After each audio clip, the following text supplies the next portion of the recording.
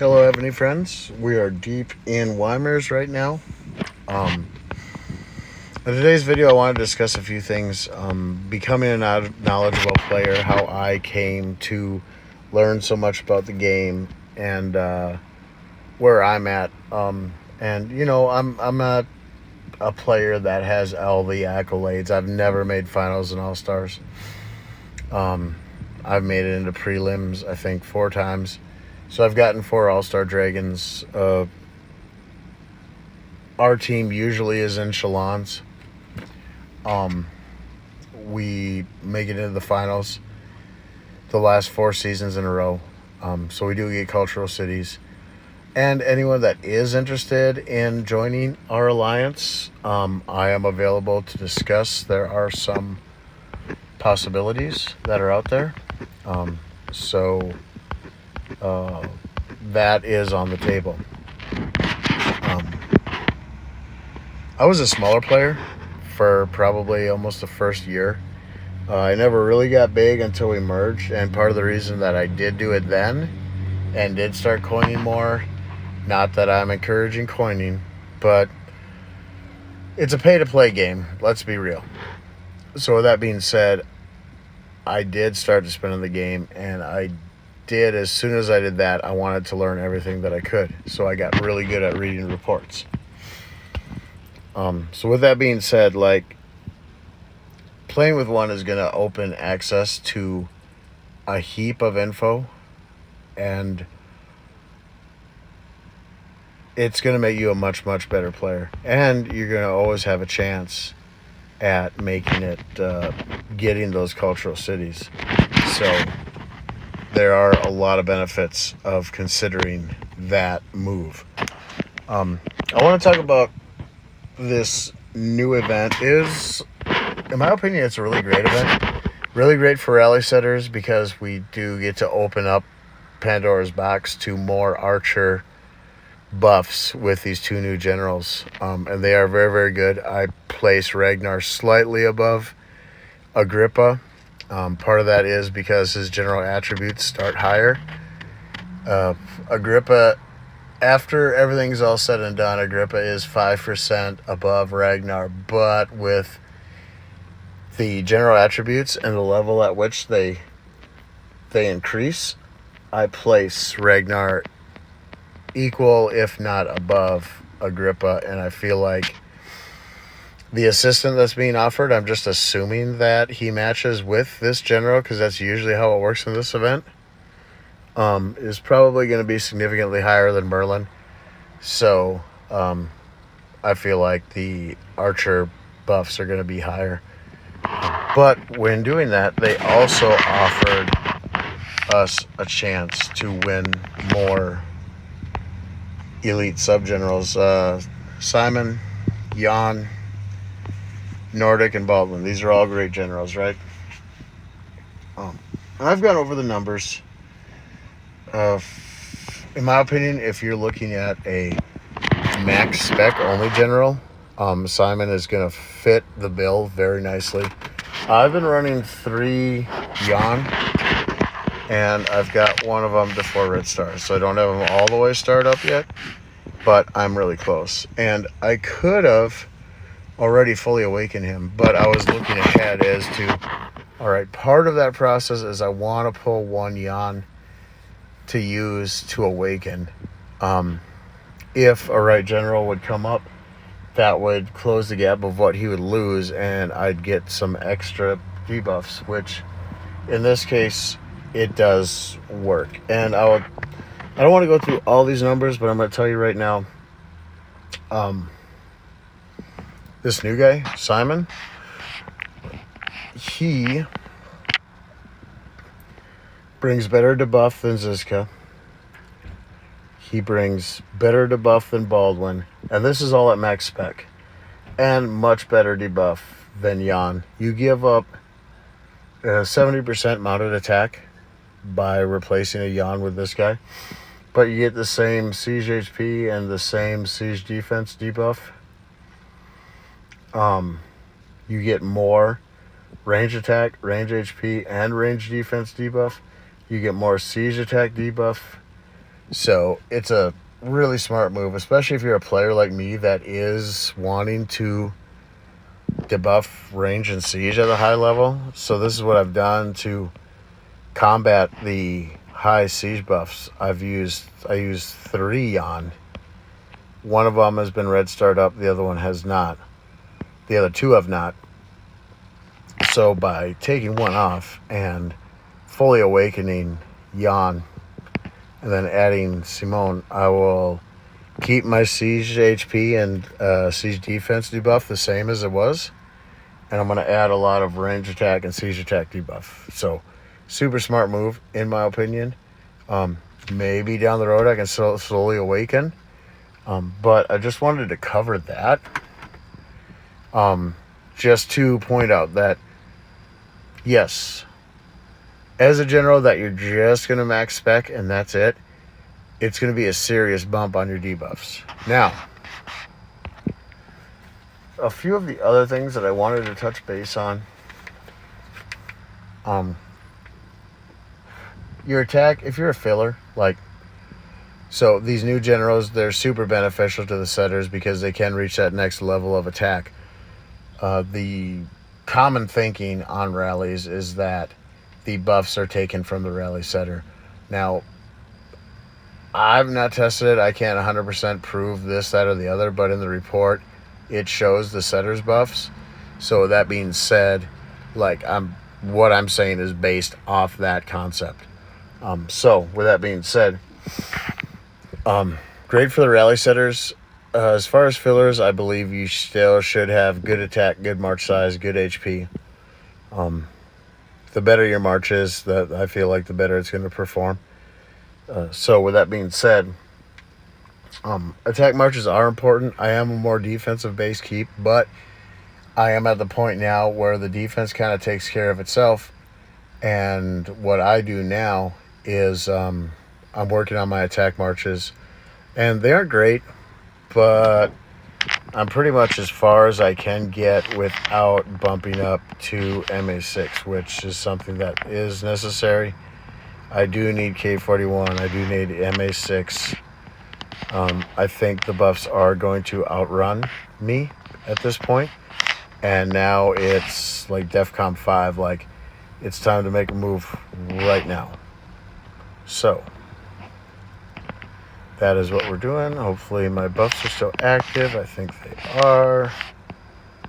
Yeah, I know I take a little bit of wounded on this, but you know what? I don't mind. It's a numbers game. If it's costing me less to heal than what I'm getting for running these, then it's worth it. And also, it helps your alliance. Now, one thing that we need to understand about how this game works is when we are talking about the defensive side of things, the dynamic of matching your wall generals with skill books and a complementing troop build, is crucial. And certain things can be fixed with a change here, a change there, and it'll make your defense a lot better or your attack a lot better. But ultimately, it's a big equation. There's so much that goes into it, and you need to look at your build, look at your wall generals, look at the skill books, look at everything, and then you decipher, okay, how can I make this better?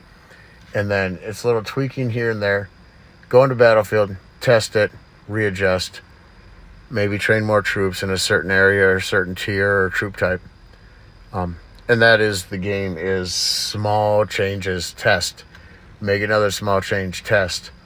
I read reports. That's the very, all this info, anyone can say whatever they want about any player. Oh, he's a genius, he's this, he's that. Everything that we know comes from reports. And from you guys, from your experiences, from you sharing reports, from sharing what you've experienced, so what you've learned. All this stuff comes into play.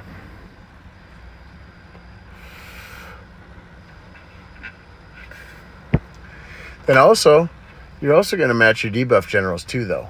So, with that being said, your debuff generals are going to need to match with what you're trying to debuff and how your city mechanics work and where your strengths are. So you're going to match your debuff generals to your advantage, and also build to your advantage. Build to a point where you know that they're going to hit you with this because they have to.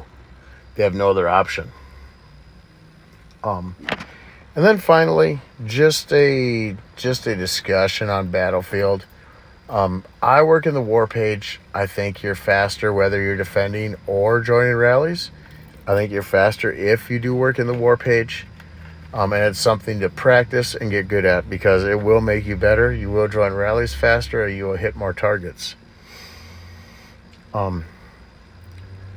So yeah, at the end of the day, when people send me messages and they're like, "Oh, la la la, la, you made this," they share reports with me, this, that, and the other, and it's like, it isn't a simple like build this and you're going to be better, build that or you're going to be better, or switch this general and you're instantly going to be better. It is a long road and process of reading reports and looking at everything in the report. And that's where I've come up with a lot of my builds and a lot of this, that, and the other, because I've faced some elite teams and they ask me, they're like, well, why is your defense so much better? And at the end of the day, the debuff is high, the buffs are where they should be, this, that, and the other. But what a lot of people tell me is that they think my build is the reason that at a K40 and 28 billion power, that should be like a 3-tap.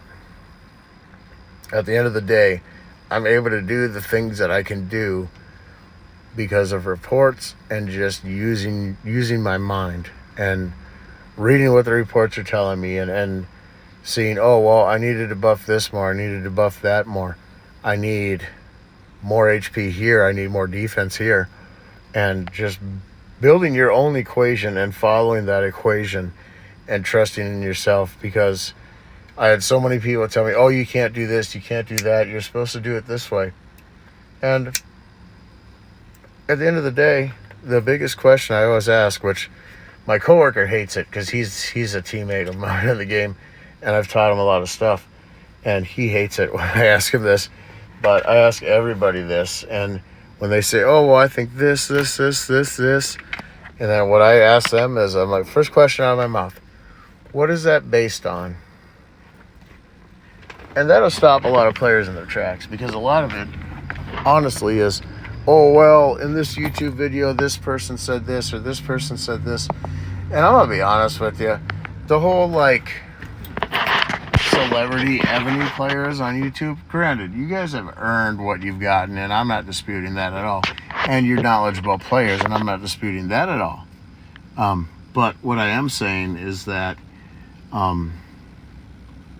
if you follow your own way and you do what makes sense to you, I will almost guarantee that you're going to have a better keep. Because that's what I did. And I didn't listen to people. I did my own thing. Like when Leonidas came out, I used him. And people were like, oh, blah, blah, blah. And the next thing I know, oh, look. 10 of the biggest players that weren't using Leonidas are now using Leonidas. Then I switched to Leo the Third. And people were like, oh, he's too limited. Unless you have Siege, he's not good. And then I said, well, look at the Ascension. He literally debuffs every troop type in every area. Then you started seeing people running Leo. And then Marshall came out and he was popular. And then he kind of fell off a little bit.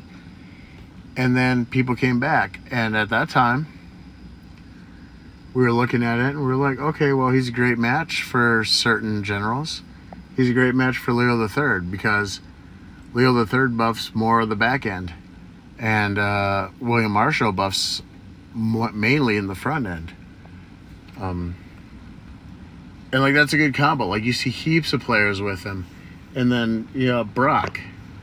Brock, in my opinion, was a game changer, especially if you're running Dewey as a main. Brock and Dewey match up well. So what I'm saying is, you don't have to glorify certain players. Just do what me and other knowledgeable players, like middle-of-the-road players that are good and probably better than what they should be considering their power level and their keep. become a student of the game. If you want to become a good player, a stronger player, become a student of the game. Read the reports, learn from the reports, look at literally everything in the report. And I will promise you, if you use that as your guide, you're going to be a much stronger player. That's a guarantee.